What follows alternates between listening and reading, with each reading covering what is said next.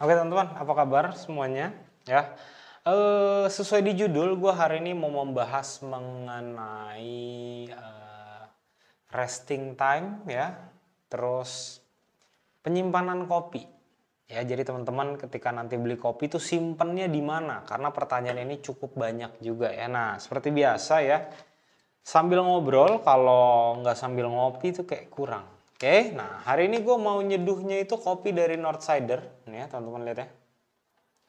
Jadi dia kopinya ini adalah kopi kerinci, ya prosesnya natural. Terus varietasnya Sigara Rutang sama Andung Sari, ini 200 gram ya. Nah kopinya di belakang sini juga ada keterangan-keterangannya, ya, teman-teman semoga kelihatan ya.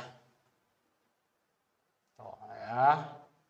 Nah ini kopi udah gue cobain berkali-kali, gue udah cari-cari resep, pakai alat apa yang cocok gitu ya. Nah ternyata setelah gue coba-coba, cocok pakai yang flat bottom seperti ini. Terus gue nanti pakai paper filternya ini dari yang beli di Daiso ya teman-teman ya, gitu. Jadi karakternya ini bodinya nggak terlalu tebel, tapi gue pengen bikin supaya bodinya itu tebel banget. Jadi memang kalau teman-teman tahu ya, proses natural itu kan mungkin terkenal dengan bodinya yang tebel. Nah cuma ini nggak terlalu tebal.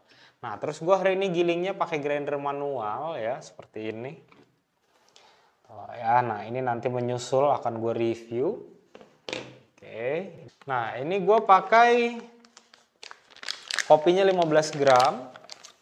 Oke. Rasionya 1:14. Nah, mungkin kalau teman-teman ada yang pakai grinder ini juga ya. Nanti di sini gue setnya di klik nomor 14. Oke. Proses gilingnya di skip aja ya teman-teman ya, karena ini akan gue review nanti juga. Oke, sudah wangi ya. Nah, langsung gue seduh aja ya. Jadi ini pakai rasionya 1:14, berarti airnya 210.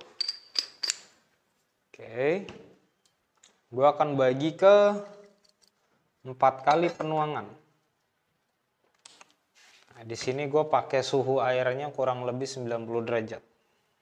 Oke, tuangan pertama gue cuma tuang sebanyak 30 gram. Nah, tapi usahakan semua permukaannya basah ya. Blooming, gue mau bloomingnya agak lama ya, gue mau bikin 40 detik. Oke, wanginya nih kerasa bunga banget sih. Oke, kalau udah lanjut tuang sampai 100.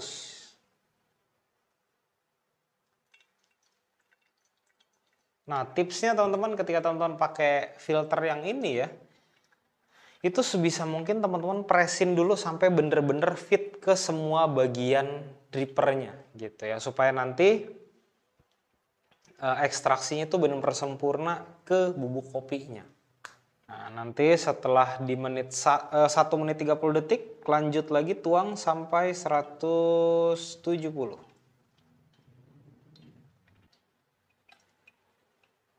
Oke. Nah, karena ini gue belinya kan yang beli filter ini yang ukuran gede nih. Kalau nggak salah ini 4-7 cups gitu ya. Nah, ini kelihatan kecil kenapa? Karena gue gunting biar nggak naik-naik ke atas. Oke, nah biasanya kalau nanti teman-teman pasang filternya sudah benar-benar fit ya ke si drippernya, ke bagian dalamnya, nanti dia turunnya itu akan pelan. Nah, nanti pada saat di 2 menit 30 detik, lanjut lagi tuang sampai 210. Oke, lanjut tuang. Tuangnya pelan-pelan aja, muter dari tengah keluar gitu ya. Oke, sudah. Kita tunggu. Nah, ini brewing time-nya 3 menit lebih teman-teman ya. Terus gue biasanya nggak pernah gue cut gitu ya. Jadi ketika di dalam si drippernya masih ada air kopinya, nggak pernah gue langsung pindahin. Jadi gue tunggu memang sampai benar-benar habis aja. 3 menit 15 detik selesai.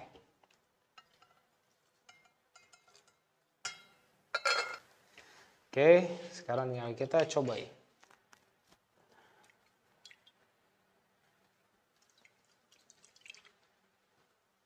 Wanginya kayak ada lime-nya gitu ya.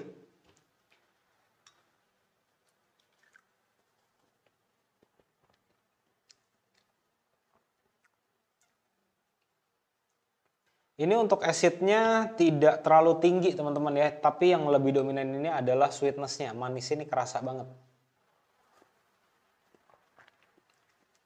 Manisnya kayak gula, kayak karamel. Terus kayak ada jeruknya. Terus di belakang aftertaste-nya ini kayak teman-teman habis minum teh yang jasmine atau chamomile. Ya, mirip-mirip seperti loh. Jadi intinya di aftertaste belakangnya nih floralnya kerasa banget. Kita tunggu sampai dia dingin dulu. Ya. Nah, sekarang gini teman-teman, gue mau bahas mengenai resting time. Resting itu apa? Jadi resting time itu adalah waktu tunggu yang harus diberlakukan ke semua kopi yang baru di roasting. Ya, jadi ketika kopi baru di roasting biasanya tuh dia akan banyak mengeluarkan gas. Nah, kalau misalnya teman-teman langsung seduh, biasanya rasanya tuh kayak flat aja gitu. Kayak teman-teman ya minum begini ya, wangi kopinya tuh ada, tapi untuk flavor yang jelasnya itu biasanya teman-teman nggak bisa dapetin. Karena apa? Karena dia masih butuh waktu untuk menunggu. Nah, menunggu supaya nanti gasnya hilang pada saat teman-teman seduh, rasa dari si kopinya itu udah keluar semuanya. Nah, waktu resting ini tergantung teman-teman ya. Tergantung dari apa? Tergantung dari rata-rata dari roast profile. Nah, biasanya kalau kopi filter ya, kalau kita ngomong untuk manual brew, kalau di sini sudah ditulis nih ya, ditulis ini 7 sampai 14 hari. Ya, jadi 1 sampai 2 minggu. Nah, tapi kopi ini kemarin udah gue cobain nih. Ya, jadi udah tinggal sedikit. Sedangkan ini tanggal produksinya itu tanggal 5 Maret. Nah, memang perlahan-lahan semakin lama dari waktu roasting, rasa kopinya itu semakin kompleks. Nah, gini, maksudnya keluar semuanya tuh gini. Misalkan pada saat kopi ini masih resting ya, masih waktu tunggu, pada saat gue cicipin, yang gue bisa rasain itu cuma dominan tuh kayak asemnya doang. Gitu, asemnya tok sama ada sedikit kayak bittersweet, kayak ada pahitnya dan manisnya. Tapi gue nggak bisa dapetin, oh ini dari buah apa asemnya. Kayak terus ini bittersweetnya tuh dari apa. Jadi gue nggak bisa dapet, gue cuma bisa dapetin rasa dasarnya doang. Nah, ketika besokannya setiap hari itu ya, nanti ketika masa restingnya sudah mau selesai, nanti dari flavor kopinya itu akan keluar perlahan-lahan. Jadi teman-teman bisa dapetin flavornya apa-apa aja. Nah, untuk gue ngomong di sini untuk filter ya. Nah, filter itu memang yang disarankan dari ada yang 1 minggu ya sampai 2 minggu, tapi tidak menutup kemungkinan biasanya tuh bisa lebih panjang. Gitu. Nah, gue pernah paling lama itu dapat kopi restingnya tuh sekitar 30 atau 40 hari lah. Lama banget. Nah, tapi dengan catatan pada saat dia masih resting bukan artinya kopinya itu tidak enak. Enggak. Ya, bisa dinikmati nggak? Bisa-bisa aja. Tapi biasanya rasanya itu akan kurang kompleks. Jadi rasanya kurang keluar. Masih samar-samar doang. Nah, memang untuk resting ini sedikit banyak berpengaruh dari tempat penyimpanan. Tempat penyimpanan kopi yang teman-teman pakai. Ya, nah di sini biasanya kalau light roast ya, yang ini menurut pengalaman gue yang sudah gue alami.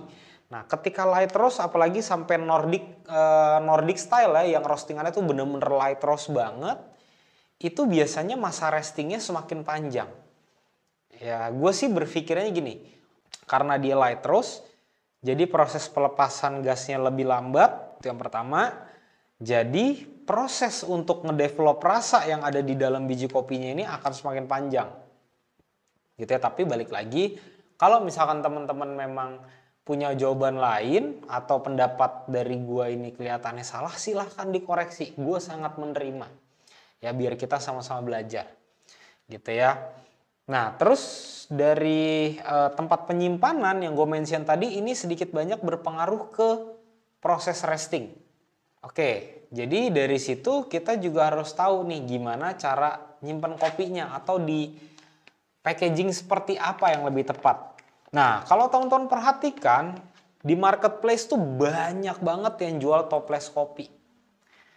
Ya, toples tuh banyak banget dari yang toples kayak teman-teman biasa buat kacang, ada yang katanya ada valve-nya, ada yang buat vakumnya ya. Itu banyak banget. Tapi gua hanya menyarankan satu jenis toples. Nah, nanti untuk toplesnya seperti apa memang ini harganya agak lebih mahal, teman-teman ya. Tapi gue berani jamin ini akan jauh lebih aman untuk kopi. Gitu. Nanti linknya langsung cek di deskripsi aja. Atau kalau memang teman-teman gak mau beli toples yang mahal-mahal, teman-teman cukup simpen di coffee bag-nya aja. Ya, nih. Karena di setiap coffee bag pasti teman-teman udah sering lihat nih. Nih ya, yang lubang ini. Nah, lubang ini masih banyak yang salah mengartikan juga. Begitupun gua dulu pas awal-awal ya, awal-awal gua beli kopi gitu di supermarket atau gua lagi ke roastery. Gue sering pakai lubang ini untuk apa? Untuk cium bau kopinya. Ya, gue pun mengakui hal tersebut gitu ya, karena memang kebetulan ada lubangnya kan, ya mungkin memang untuk hirup, ternyata bukan. Gitu ya, jadi ini namanya adalah one way valve atau katup satu arah nih teman-teman nih. Nah, jadi udara, oksigen atau gas yang ada di dalam coffee bag kita pencet bisa keluar. Tapi udara oksigen dari luar atau bau lain atau gas dari luar tuh nggak bisa masuk ke dalam. Dengan catatan valve-nya itu benar, belum rusak atau belum cacat. Ya, jadi ini dipakai untuk rilis gas. Gitu. Nah, ketika teman-teman pakai di coffee bag seperti ini, ya udah ketika habis teman-teman bikin ya begini kan, kayak tadi gue buka tuang. Nah, setelah itu ininya rapetin dulu aja, terus agak dilipat baru diklip. Ini biasanya kan sudah ada klip gitu. Nah, ini walaupun mungkin ada oksigen yang ada di dalam, tapi setidaknya jumlahnya itu lebih sedikit dibandingkan teman-teman simpen di toples biasa. Ya, di toples biasa itu memang kedap udara iya. Tapi biasanya ketika teman-teman buka, teman-teman ambil kopinya, teman-teman tutup, nah di dalam itu tuh akan ada oksigen yang terperangkap gitu loh. Ya, nah dari situ biasanya nanti kualitas dari si kopinya cepat menurun. Atau gampangnya prinsipnya hampir sama kayak kerupuk deh. Ya, kerupuk kan semakin lama dibuka tutup nanti lebih cepat melempem. Nah, ketika melempem nanti biasanya rasanya juga ada bau-bau apek. Nah, itu akan sama teman-teman ya. Kopi juga kurang lebih seperti itu. Nah, kenapa bisa dia melempem atau bahasa kerennya ya, tingkat kepadatan dari si biji kopinya atau density kopinya itu akan menurun. Karena yang tadi ya gue sudah mention di dalam sini akan ada gas. Biji kopi itu akan mengeluarkan gas dan ada oilnya juga, ada minyaknya. Makanya teman-teman selama ini kalau lihat kopi beberapa ya permukaan kopinya itu ada sedikit minyak. Nah, itu karena memang si kopi ini punya minyak alami dari dalam kopi yang akan keluar ketika proses roasting. Nah, ketika oksigen ketemu sama minyak ya itu terjadi yang namanya oksidasi. Oksidasi itu pasti dia akan berpengaruh ke tingkat kepadatan biji kopinya. Biasanya nanti kalau digiling ya kopinya kedengeran yang tadinya agak garing ya ini jadi agak melempem gitu. Nah, jadi teman-teman nggak perlu sebenarnya tuh nggak perlu buang-buang uang buat beli toples apalagi yang khusus ada merek kopinya, jangan teman-teman. Ini menurut gua ya. Karena gini, ketika teman-teman beli toples biasa nih nggak ada brandnya, nggak ada mereknya. Mungkin harganya 50.000. Oke, ketika nanti teman-teman beli yang udah ditempel atau di rebrand sama merek kopi itu harganya bisa jadi mahal, bisa jadi 200.000, 250.000. Yang terjadi sejauh ini sih yang gue lihat seperti itu. Ya, kalau misalkan teman-teman cuma beli toples gitu, yang nggak usah beli toples yang terlalu mahal-mahal. Kalau memang mau pakai toples, ya teman-teman ikat di plastik aja. Itu akan vakum gitu. Tapi perlu diingat, gas di dalam kopi ini butuh kita buang juga. Gitu ya, biar nanti ketika mau minum kopi, kopinya itu istilah kerennya enggak gassy.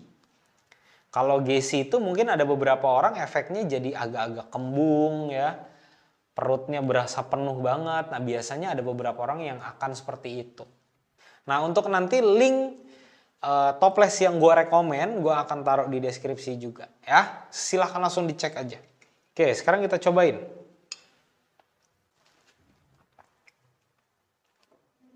Oke.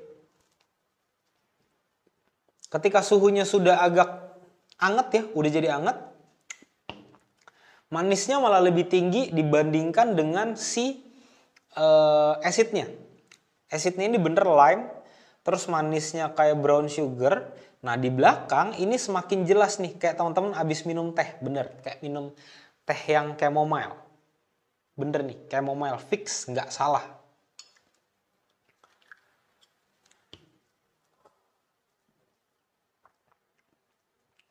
Oke. Dan ini walaupun dia natural proses ya, dia ini bener-bener bisa dibilang kayak apa ya? Naturalnya tuh bener-bener yang waktunya itu tepat, jadi nggak terlalu fermented banget sih. Buat yang suka karakter kopi nggak terlalu acid, terus manisnya itu cukup tinggi, silahkan beli kopi yang ini nih ya. Nah, kalau teman-teman berminat sama kopi kerinci sei penuh ini ya, dari Northsider, nanti link pembeliannya juga akan gue taruh di deskripsi. Nah, kalau untuk ini nanti link pembeliannya juga akan gue taruh, tapi gue review dulu ya. Reviewnya mungkin minggu depan akan gue naikin videonya. Oke teman-teman, kalau misalkan teman-teman punya pertanyaan ya mengenai cara nyimpan kopi di toples yang seperti apa, atau punya pendapat lain, silahkan tulis di kolom komentar. Jadi kita bisa saling berdiskusi. Nah dari kita berdiskusi, kita ngobrol ya, nanti gue harapkan semakin banyak teman-teman yang terbantu gitu ya. Jadi nggak buang-buang duit buat beli toples yang sebenarnya nggak dibutuhkan gitu ya. Oke teman-teman, sekian video dari gue. Sampai ketemu di video selanjutnya. Terima kasih.